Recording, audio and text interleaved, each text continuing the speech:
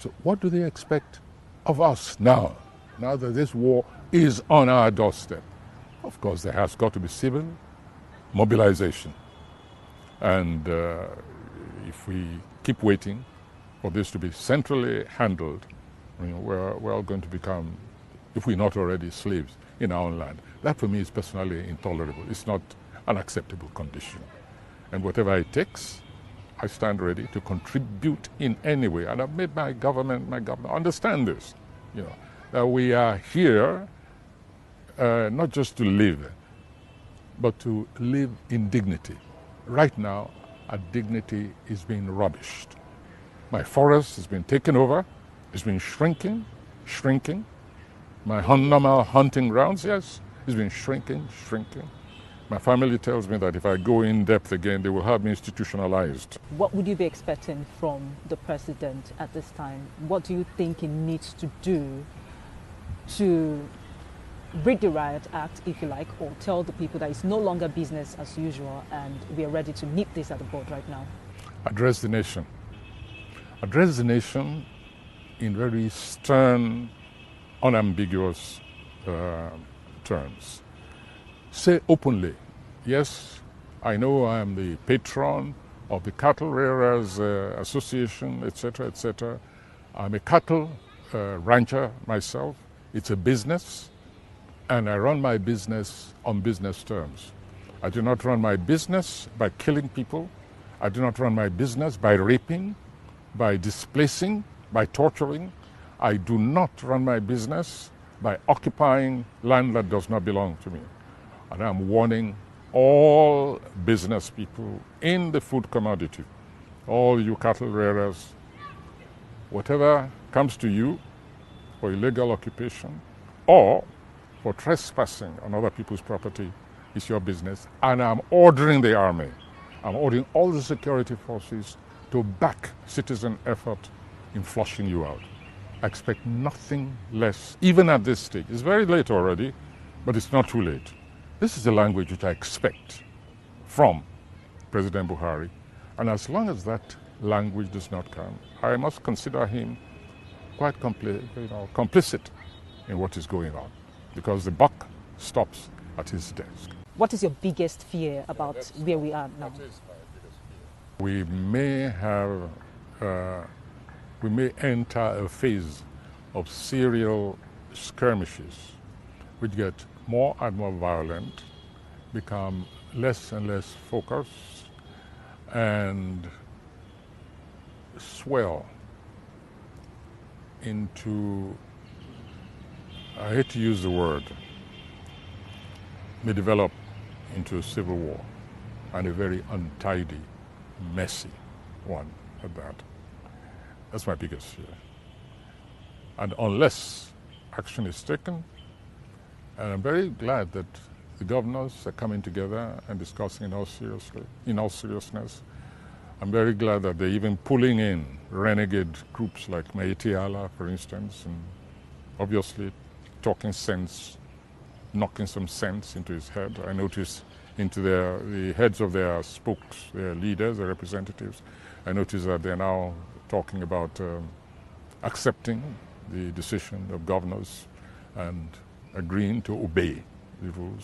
Very different from defiant, arrogant language which they were using when Benue. It was a totally unconscionable language after people had been killed. Okay, so let's talk about Sunday Igboho, a Yoruba activist that has also taken a stand. He has been in the news in the last couple of days, in the past few weeks. Some are criticizing his stand, some are saying that he's going overboard. You talk about excesses and all that. Have you met him? What do you think about his actions and how he's carrying on? No, we've never met. And incidentally, I hope people will always report things properly. I saw a byline on one of these media online reports. Wale Soyinka calls Igboho a hero or something. I never did any sort of thing. But Sunday Igboho has responded to a situation in the way he knew how. Now you will see that he's trying to work with others. This is the way these things really happen. Somebody, one day, he reaches explosion point and he says, I cannot take this any longer, and it takes unilateral action. The action may be excessive, it may be wrong-headed.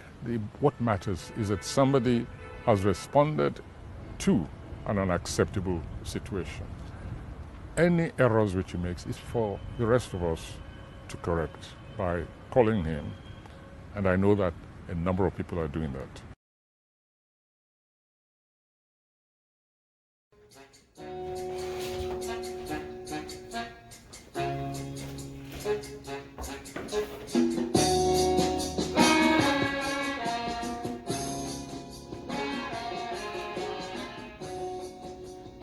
Yes, thank you, Mr. Wole Soyinka, for lending your voice to the struggle we have at hand. If you ask me, Mr. President Muhammadu Buhari is not qualified to be president of the country. He's never been qualified since the 1980s, when he first imposed himself on us by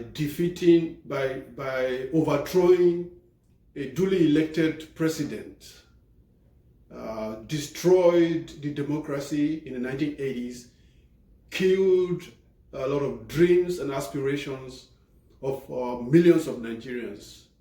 So if you ask me, the man was never qualified back then, and is still not qualified today.